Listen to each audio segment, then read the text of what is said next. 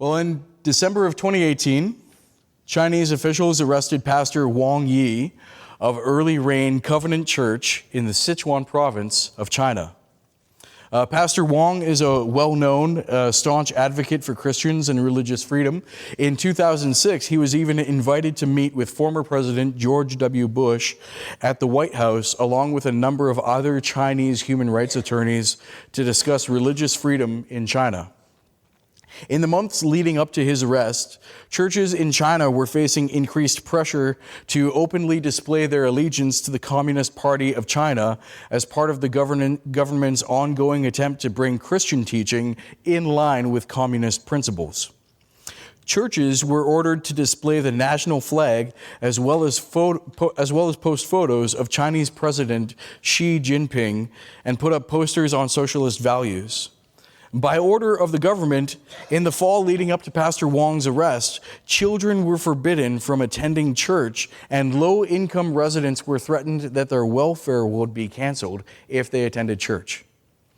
The crosses of many churches were pulled down from their buildings, and churches were required to show loyalty to the Communist Party by singing patriotic songs in their worship services. This is only as of 2018. Shortly after this, the government announced that they would be producing their own version of the Bible, which would be in line with communist values.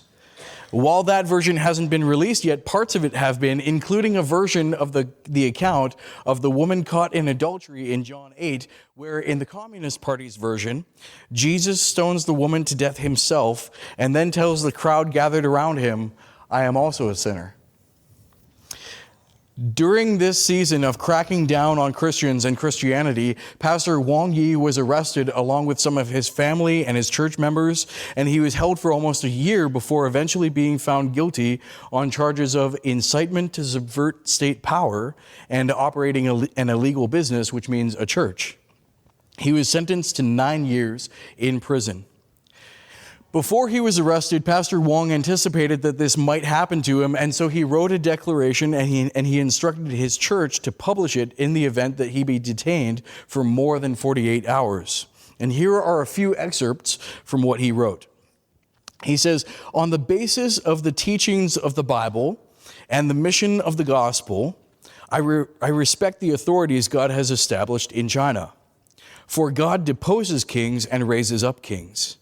As a pastor of a Christian church, I have my own understanding and views based on the Bible about what righteous order and good government is.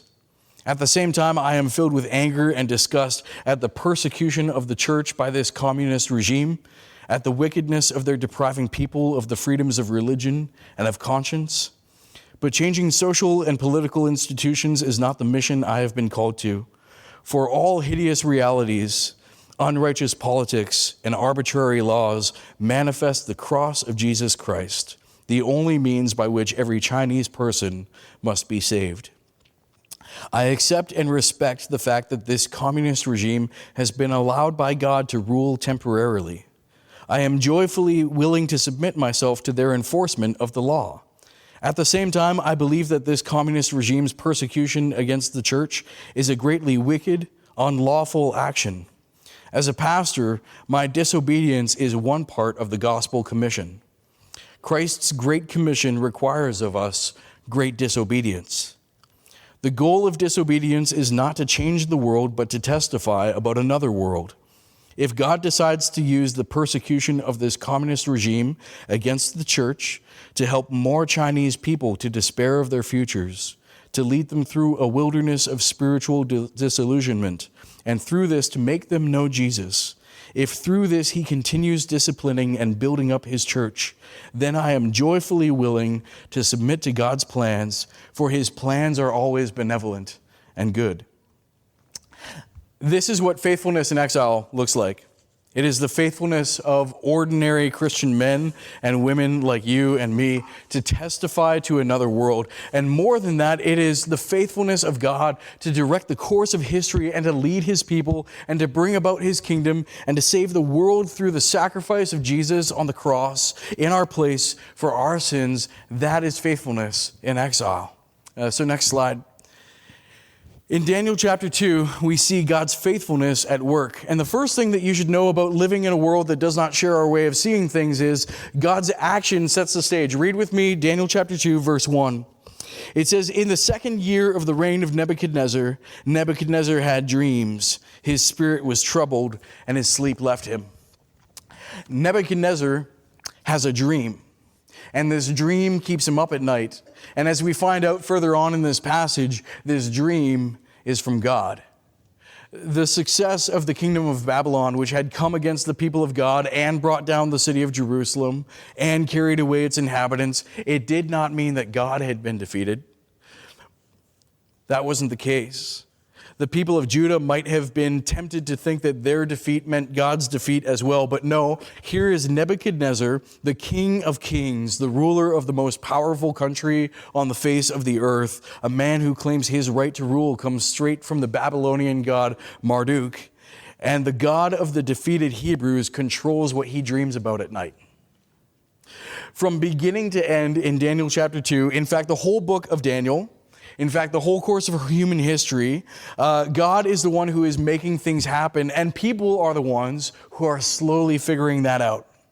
James Montgomery Boyce writes, "God brought Daniel to the forefront, to the front lines of history. This is worth repeating. God fulfills what he has promised. How? By being sovereign over the details of a history, which is this book's theme. If God does not control our lives," Boyce writes, "then everything in life is uncertain. We are victims of our circumstances, and whatever happens will happen. But if God is sovereign, if he is in control, as the Bible declares him to be, and if he is our God, then we can be confident of the future and know that we will be able to live our lives in a way that will please God." So this morning, I want to ask you, are you aware of God's work in your life?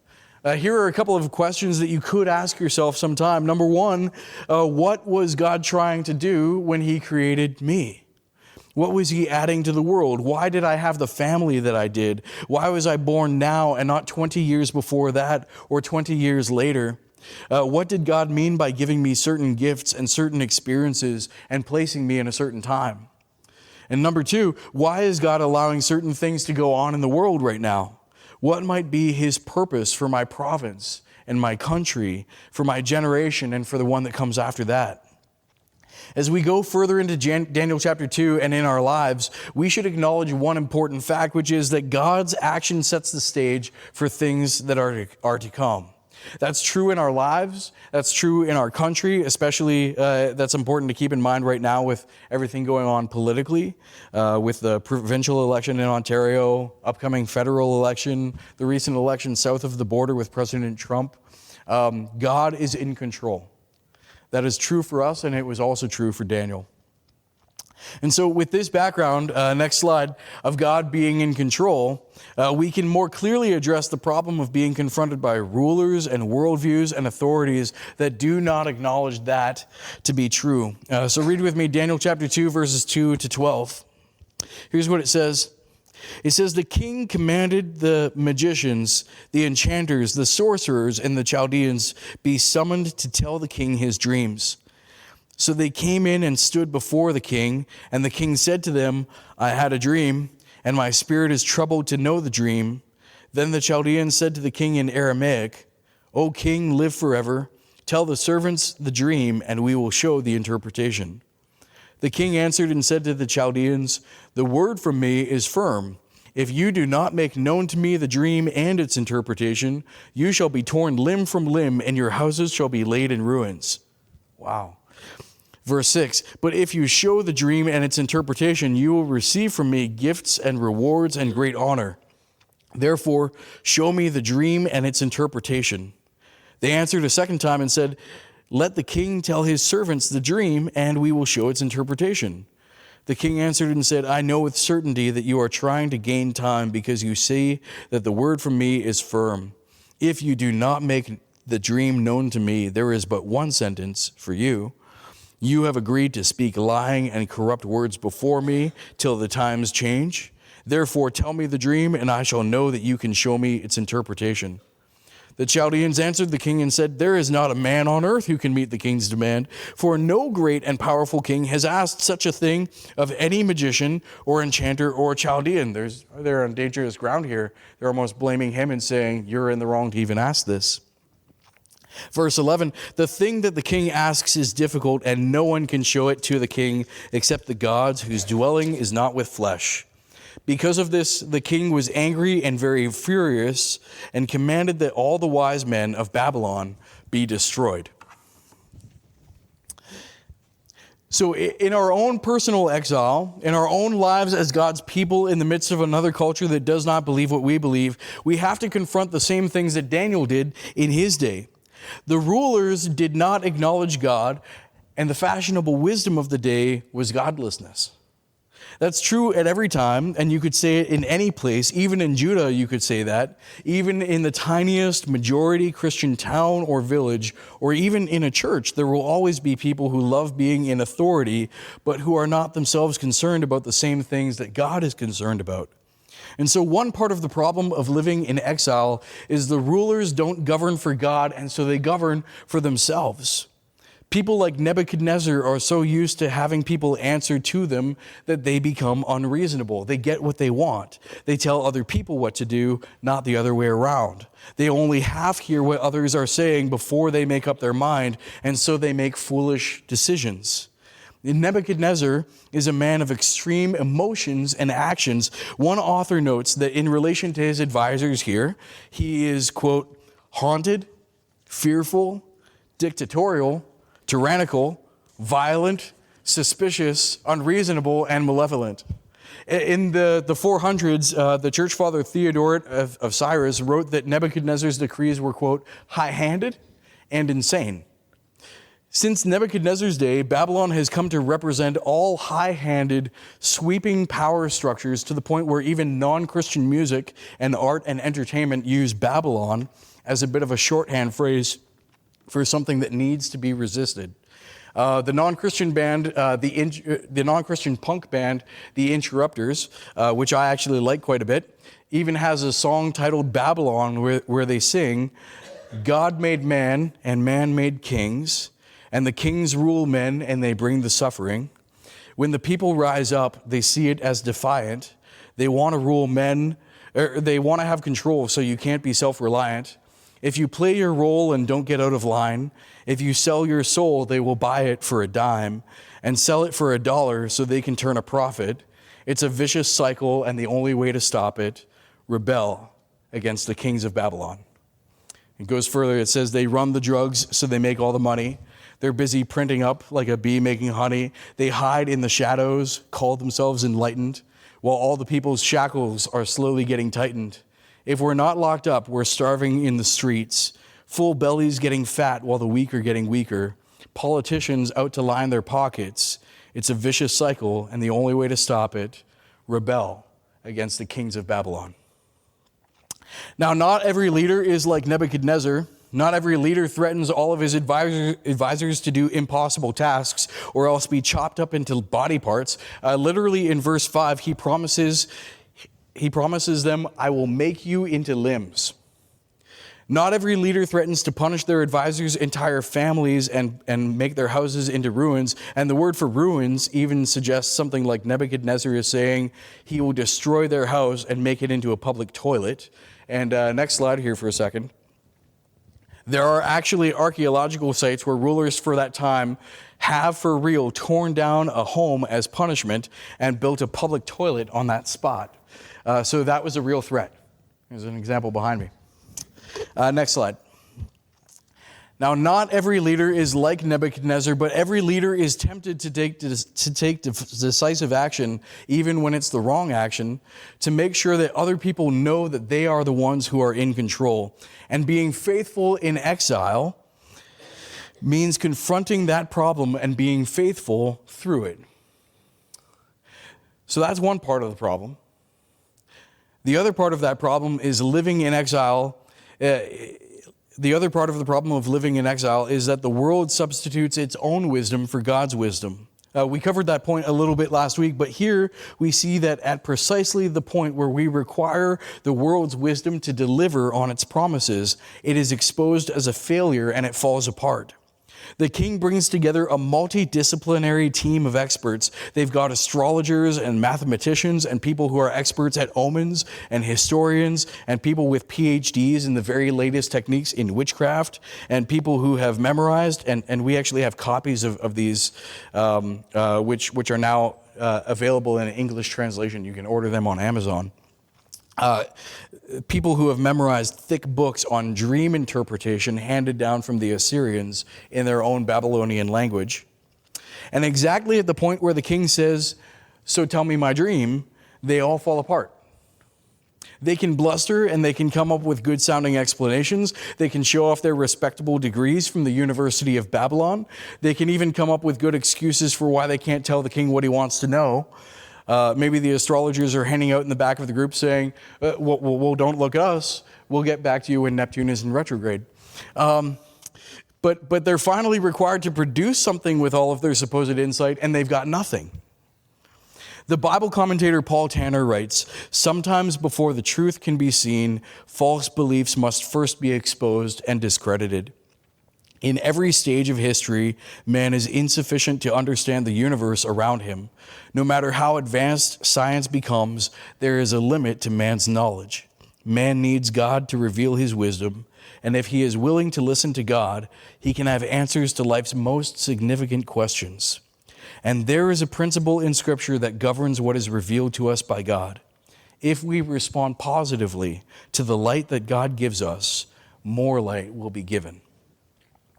So how does this problem of ungodly rulers and foolish wisdom get solved? Well, there's small human solutions that Daniel models for us, and then there's God's big solution that he tells us about a little further down. And so next slide, we have seen how God's action sets the stage. We've seen the problem of earthly rulers and wisdom that are not aligned with the things of God. And so now we see, number 3, how Daniel shows us an example of how we can be faithful on our end, on the end of human solutions in our own spiritual exile. And just a quick word here on the topic of human solutions. Trust in God does not mean an absence of human effort or human strategizing. I'll say that again. Trust in God does not mean an absence of human effort or of human strategizing. It is not as if faith becomes a reason not to think or not to try or not to plan. That completely takes away the role that God has given us to partner with him to carry out his purposes. Reading the Old Testament and how God works through history, through his people, show us that we have been entrusted with a role. And it is not faithfulness if we stop thinking or stop trying and somehow call that faith, although a lot of people tend to take it that way. But that's wrong. Instead, faith is supposed to be the fuel for thinking and acting. See, because we believe that God is in control, and because we know that he's keeping a way open for people to come to know him, then we can start with that knowledge and then go looking for the opportunities that he's opening up in our own day to make that happen. And so our action and planning and thinking is a response to what God is already doing. So let's look at the human side of the equation here. Let's read chapter 2, verses 13 to 16. Here's what it says. "So the decree went out, and the wise men were about to be killed, and they sought Daniel and his companions to kill them. Daniel replied with prudence and discretion to Arioch, the captain of the king's guard, who had gone out to kill the wise men of Babylon. He declared to Arioch, the king's captain, 'Why is the decree of the king so urgent?' Then Arioch made the matter known to Daniel, and Daniel went in and requested the king to appoint him a time that he might show the interpretation to the king." The first thing we see is, just like in chapter 1, here Daniel appeals to a sympathetic local authority. Just like last week, Daniel is slowly recruiting others into his rebellion against the claims of the king of Babylon to define goodness and wisdom and identity, like we talked about last week. Last week, Daniel respectively won over the steward and the chief of the eunuchs to his cause, and now he's recruiting Arioch, the captain of the guard, to see that the king of Babylon is a tyrant and that the wisdom of God can offer what all of the wisdom of Babylon cannot. And so Daniel appeals to the local government to seek change. The national government of Daniel's day wasn't good. It was high-handed and insane, but Daniel could get in front of the local authority. He got a face-to-face relationship with someone who could know him and like him and respect him and help him, someone who he could reason with. And we can do that too. There are good principles for Christians to gather and get organized in this passage as well. And so Daniel speaks in verse 14, quote, with prudence and discretion. This is important for us too. 1 Peter 3:15 says, in your hearts honor Christ the Lord as holy, always being prepared to make a defense to anyone who asks you for a reason for the hope that is in you, yet do this with gentleness and respect. And so Daniel speaks with prudence and discretion and gentleness and respect here. He sets the example. His respectful approach to Arioch gains him some cooperation and even makes it possible for Daniel to get a message to the king. And then Daniel does another thing that's important. Read with me verses 17 to 25. It says, then Daniel went to his house and made the matter known to Hananiah, Mishael, Azariah, his companions. And he told them to seek mercy from the God of heaven concerning the mystery, so that Daniel and his companions might not be destroyed with the rest of the wise men of Babylon. Then the mystery was revealed to Daniel in a vision of the night. Then Daniel blessed the God of heaven, and Daniel answered and said, blessed be the name of God forever and ever, to whom belong wisdom and might.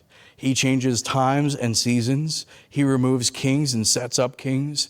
He gives wisdom to the wise and knowledge to those who have understanding. He reveals deep and hidden things. He knows what is in the darkness, and the light dwells with him. To you, O God of my fathers, I give thanks and praise, for you have given me wisdom and might, and have now made known to me what we asked of you, for you have made known to us the king's matter. Therefore Daniel went into Arioch, whom the king had appointed to destroy the wise men of Babylon. He went and said thus to him, do not destroy the wise men of Babylon. Bring me in before the king, and I will show the king the interpretation. Then Arioch brought in Daniel before the king in haste and said thus to him, I have found among the exiles from Judah a man who will make known to the king the interpretation. So the second thing that Daniel does is he prioritizes fellowship and prayer. So here we see Daniel doesn't go and run off on his own. He doesn't do things based on his own ability to just figure things out. In exile, and in the New Testament, the Bible says we're all in exile. We're not quite home yet. If you want to be faithful, then you have to be dependent. You've got to depend on God and on other Christians. So Daniel could have responded to Arioch by overpromising. He could have said, I'll come right away. But Daniel doesn't do that. He asks Arioch to arrange a time the next morning to go before the king. And in the meantime, the first thing that he needs to do is get together with his small group. It's just him and 3 other guys, and it says they met at Daniel's house. Nothing fancy, no program. He just says, I need to pray with some of the guys. Do you have a small group that you meet with?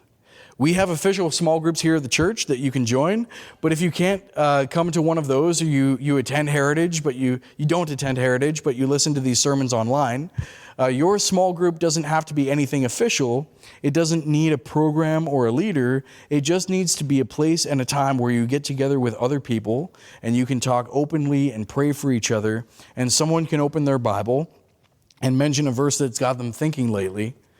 We need the church where all of God's people come together in a big group to worship him and proclaim the gospel in the city. But we also need a small group where we can have relationships with a smaller group of people who can encourage us in a more specific way. And Daniel sought that out. But more than we need other people, we need God. And it doesn't matter how much encouragement Daniel got. If God doesn't show up, then King Nebuchadnezzar is going to turn Daniel and his buddies into limbs, and he's going to make their houses into bathroom stalls and parking lots. If God doesn't show up, then the world wins, and that's why we have to pray. When you have a problem, is your first instinct to get up and fix it, or is your first instinct to sit down and pray? I have to admit that most of the time, my instinct is to get up and fix it. I'm a guy who defaults to thinking that whatever the problem is, I can come up with a plan to figure it out. I need to work on being faithfully dependent like Daniel, and maybe that's the case for some of you as well. And the thing is, often God is just waiting for us to ask him what we need. During that night, verse 19, God gave Daniel a vision in the night explaining the king's dream. Arioch, the captain of the guard, hasn't even had time to ask for a time to meet with the king yet. And so in the middle of the night, Daniel tells Arioch that he's already received an answer, and Arioch marches Daniel right over to the king's palace where he tries to take credit for what God has done. Verse 25, Arioch says, "I have found a man." He's angling for a bit of a promotion here. But Daniel isn't trying to promote himself. He's just trying to be faithful to God. And in the process, God is showing his faithfulness to Daniel, and that's how faithfulness in exile works. The third thing Daniel does is he takes opportunities to witness with care and respect. So read verses 26 to 30.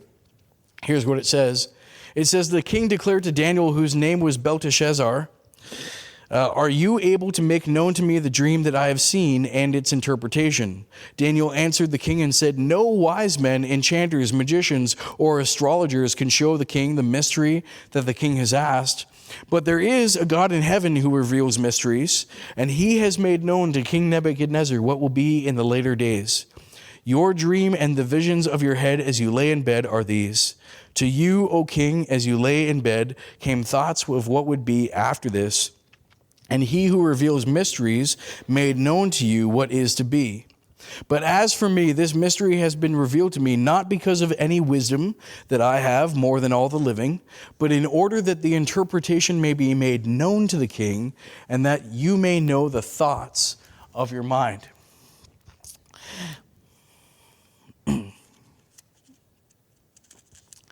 Without anger or shouting or outrage at the unjust actions of King Nebuchadnezzar, Daniel goes before the king and he addresses him with respect. And while he's there, he uses the opportunity to witness to him. There is a God in heaven who reveals mysteries, he tells him in verse 28. He's not there to make himself look great, but to witness to how God is great. Paul Tanner says that Daniel was faithful at this crucial moment to witness to a man who was lost.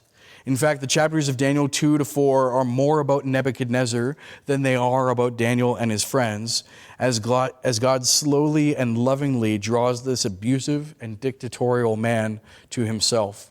That's how he saw this tyrannical king, as a lost man.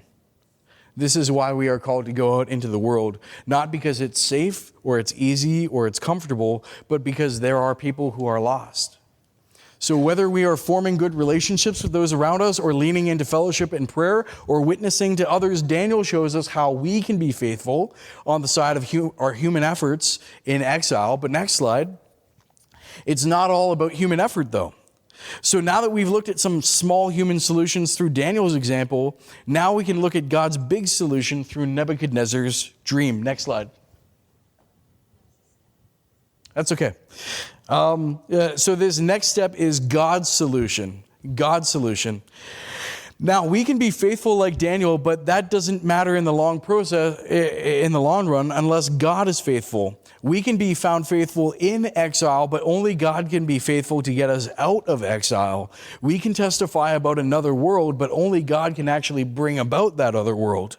And that's what he shows us in this last set of verses. Read with me verses 31 to 45, and I'm going to read quick. Daniel says, "You saw, O king, and behold, a great image, and this image, mighty and of exceeding brightness, stood before you, and its appearance was frightening.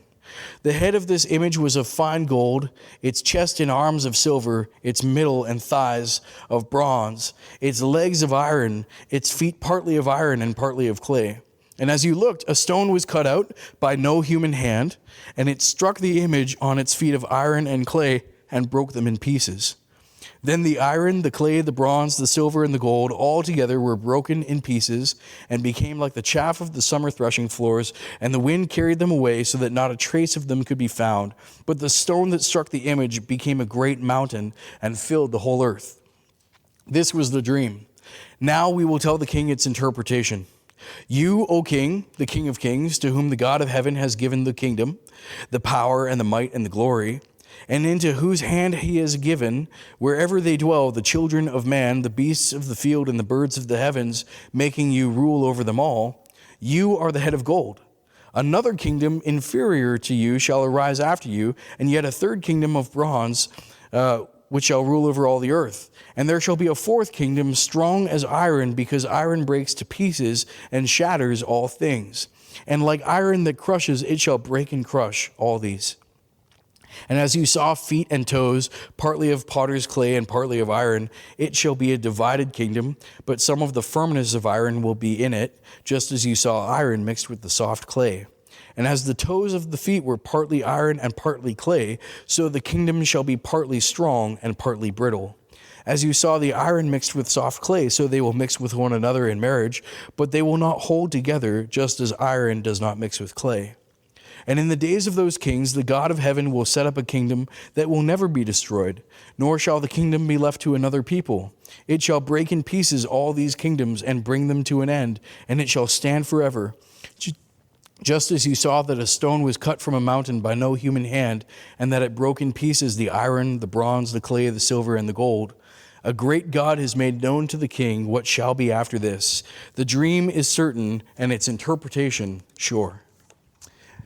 So just as God set the stage for Daniel chapter 2, God sets the stage for the entire history of the earth. And although there's a lot that we could get into in this passage, I'm going to save it for when I preach on Daniel chapter 11 later on. For now, I just want to keep our focus on two things here. The first is that God knows what the future holds. Unbelieving Bible scholars have a difficult time with this passage specifically because combined with some of the other passages later on in the book of Daniel that we'll look at, the description that we have of the nations looks a lot like it predicts Persia and Greece and Rome. And we know for a fact that Daniel was written before the rise of Rome. Not even the most unbelieving Bible scholar can deny that because the book of Daniel is actually referred to very clearly in some of the literature that was written before Rome took over Greece, such as the apocryphal book of 1 Maccabees. So scholars try to get around this by saying the kingdom of iron in this passage is maybe Greece, and maybe Daniel was written during the time of Greece, and he's just talking about his own day instead of really giving prophecy. And so to make that work, they say that in the middle, the kingdoms of silver and bronze are the kingdoms of Media and Persia, but that doesn't work because there is no separate kingdom of Media and Persia after the fall of Babylon. Even in Daniel chapter 5, Daniel himself says that's one kingdom. Another person tries to say this is about the Babylonian kings that come after Nebuchadnezzar, but Daniel says the vision is about kingdoms, not kings, and there are way more than 3 kings of Babylon that come after Nebuchadnezzar anyway. No, the only thing that makes sense from this passage is that Daniel was predicting the rise of Rome, and because we have other books written during the time of the Greek kingdom that mention the book of Daniel, what we have here is a case of predictive prophecy that's hard to deny. In other words, we have proof that Daniel was written before the rise of Rome, and we have in here a prediction of Rome's history before it ever began. So the first thing to know is that God knows what the future holds. The second thing is God's kingdom is the solution to earthly kingdoms, to their rulers and to their so-called wisdom. Verses 34 and 45 say there will be a kingdom that comes, quote, from no human hand, which means that this is God's kingdom. And even though it starts as a stone, it grows up into a mountain. And so there's this debate. What is the stone? Is it the church? Is it Jesus? Is it the future earthly reign of Jesus when he returns? The answer is yes. To all of them. Matthew chapter 13 has something called the Sermon of Parables, where Jesus talks in stories about what the kingdom of God will be like. And just like the stone that Daniel mentions grows up to be a mountain, Jesus says the kingdom of God is like a small mustard seed that grows up to become a tree. Or it's like leaven that spreads throughout the whole lump of dough until everything has been leavened. Either way, the picture is something that starts small now, but it's going to be bigger later. It starts with Jesus, who came during the days of the Roman Empire to live the perfect life we couldn't live and die the death for sin that we should have died, to take the shame of a dirty Roman cross so that we could be covered in God's perfect righteousness. And so right now we're part of the kingdoms of the earth, but God's kingdom is here with us. It's working through the whole batch of dough, though some of us are maybe a little doughier than others. It's expressed imperfectly in the church, which Matthew 13 also talks about. And one day when Jesus returns, the kingdom that is in seed form now will be a tree later. Or if it's a stone, like in Daniel, when Jesus comes back, he'll make it into a mountain. Because ultimately, it is all about Jesus. Everything starts with him, everything ends with him, everything leads up to him, and we can be faithful because God is faithful, and God can be faithful because he is in control. Next slide. All right. I just want to close here by looking at where all of this leaves Nebuchadnezzar and Daniel and his friends and God and us. Verses 46 to 49 says, "The king Nebuchadnezzar fell upon his face and paid homage to Daniel and commanded that an offering and incense be offered up to him." I don't think he quite gets how this works yet. "The king answered and said to Daniel, 'Truly your God is God of gods and Lord of kings and a revealer of mysteries, for you have been able to reveal this mystery.'" This doesn't, by the way, mean that Nebuchadnezzar becomes a Christian or becomes a Jew. He sees something impressive. He reacts to it. He's a guy with strong emotions who makes decisions in the moment, and they don't stick. And we'll see that in the next chapter next week. Verse 48, "Then the king gave Daniel high honors and many great gifts and made him ruler over the whole province of Babylon and chief prefect over all the wise men of Babylon. Daniel made a request of the king, and he appointed Shadrach, Meshach, and Abednego over the affairs of the province of Babylon.